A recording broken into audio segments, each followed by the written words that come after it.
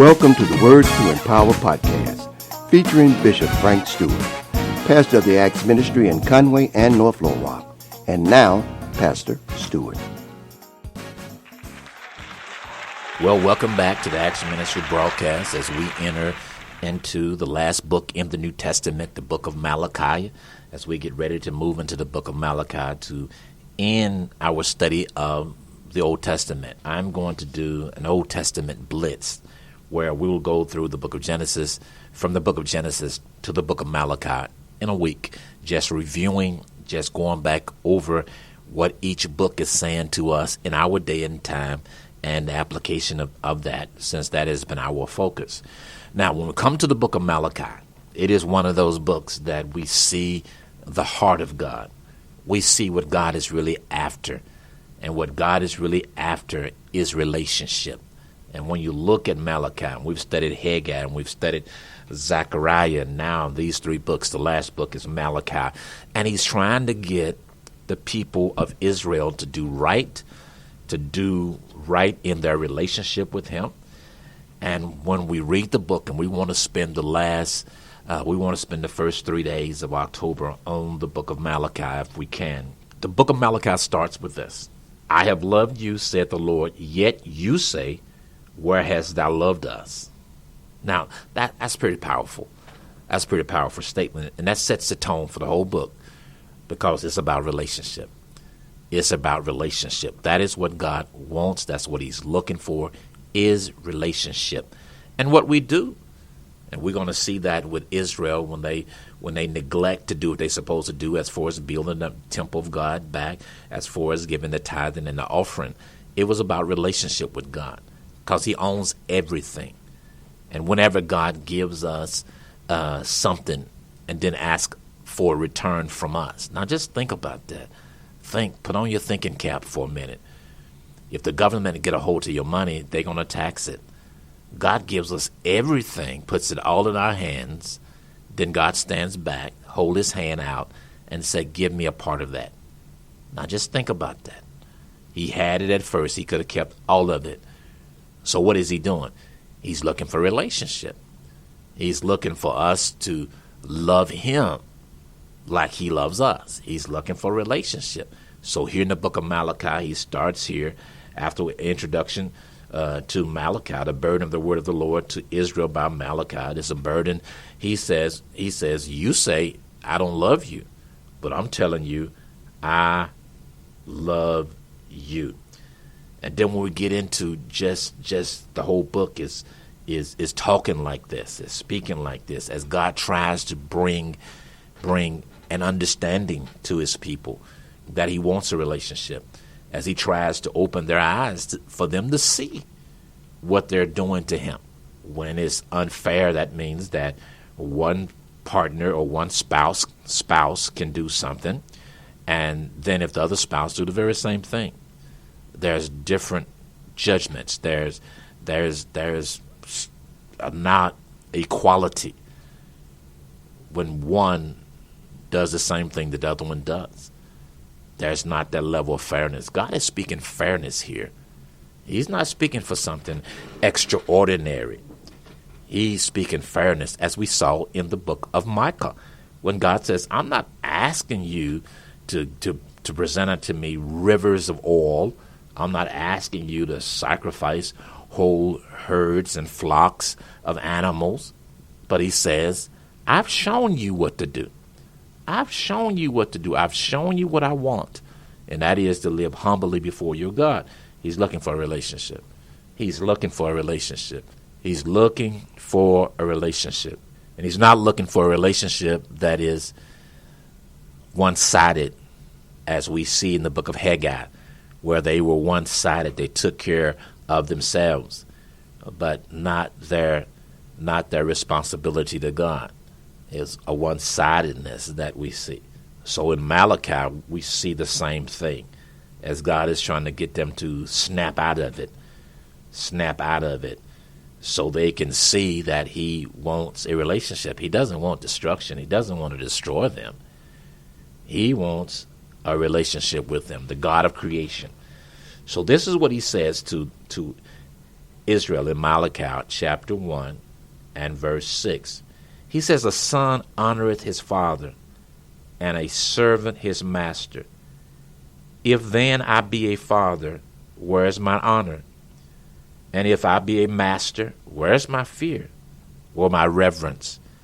Saith the Lord of hosts unto you, O priests that despise my name, and ye say, wherein have we despised your name? Now, you see the incredible love and patience of God, because what is happening in the text, they're playing word games. They're playing word games. They know what they're doing.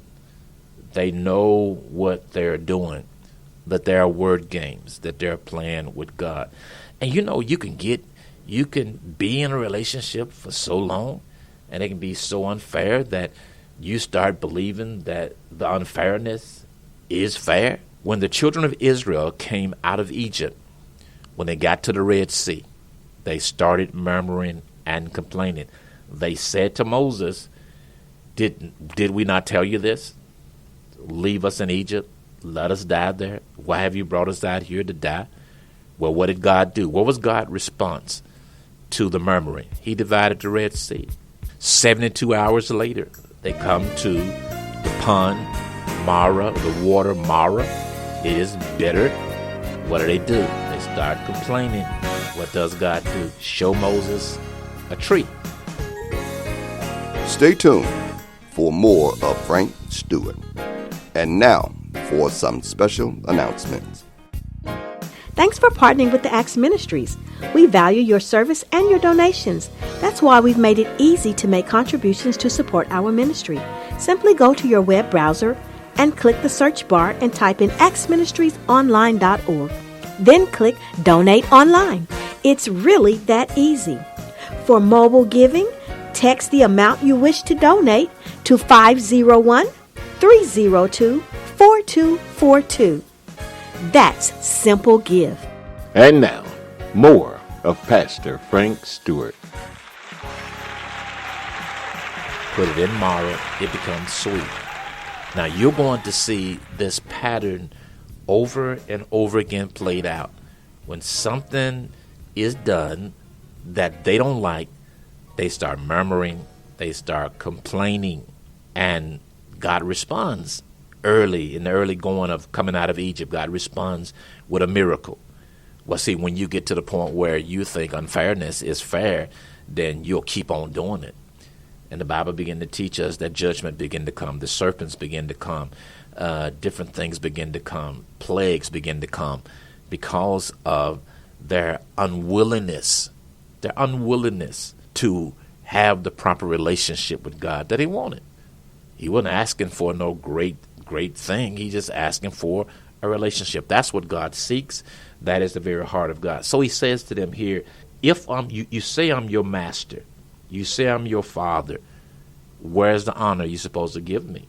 You say that you belong to me. Where's my reverence?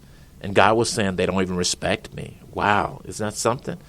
Can you imagine a spouse not respecting another spouse, but demanding respect on the other end? Demanding the one spouse to respect them, but yet and still not respecting the one spouse? See, that's an unfair relationship. That's a relationship that is unfair. That is a relationship that is abusive. And God, when you look at this, he's in this relationship with these people. It is an abusive relationship. He says in verse number 7, ye offer polluted bread upon mine altar, and you say, wherein have we polluted thee? In that you say the table of the Lord is contemptible. Again, as the questions, when did I do that? When did I do that? Knowing all the time what they had done. And we see that. Apparently they didn't understand that God was omniscient. God knew everything. Thank God for being long-suffering. He says in verse number 8, now watch this. And if ye offer the blind for sacrifice, is it not evil? And if ye offer the lame and sick, is it not evil? Offer it now unto your governor. Will he be pleased with thee, or accept your person, saith the Lord of hosts? So what God says to them, what you giving me, give that to your boss. Give that to the governor. Give that to the one that's in charge. Give that to that individual. Give it to them and see how pleased they will be. Can you imagine that? Can you imagine giving anybody more than we give God? Can you imagine giving anybody more respect and more reverence than we give God, the very God that breathes into us and awakes us out of our sleep and allows us to have his knowledge, his wisdom, ability to think, and gives us clothing and automobile and a place to stay, the God that sustains our lives.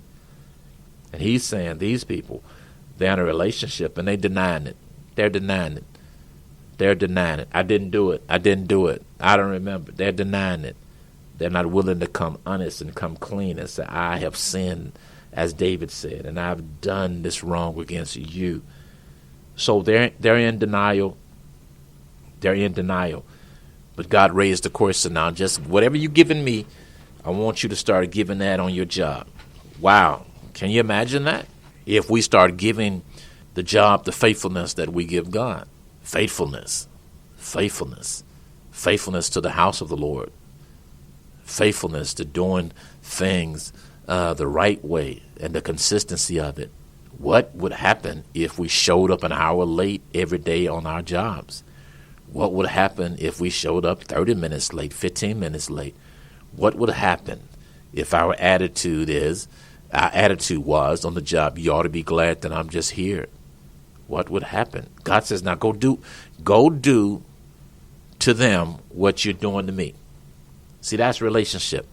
That's relationship. Here's the God of glory.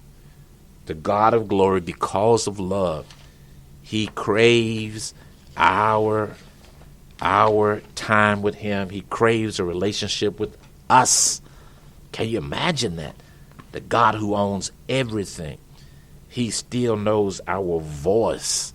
He knows our voice.